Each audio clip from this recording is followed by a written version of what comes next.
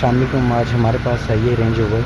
Customer की complain है, गाड़ी जब ड्राइव करते हैं चेक लाइट आती है, बिलिंग करती है 1 से 2 मिनट पे ख़त्म हो जाती है।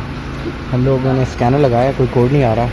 इसका करेंगे स्मोक टेस्ट, देखते हैं कि क्या मसला है।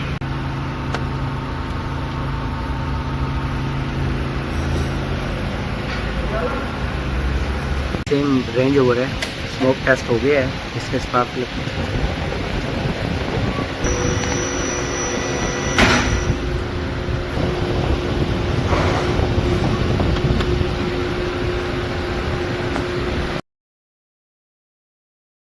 साइड का, राइट साइड का सपरेटर खराब है।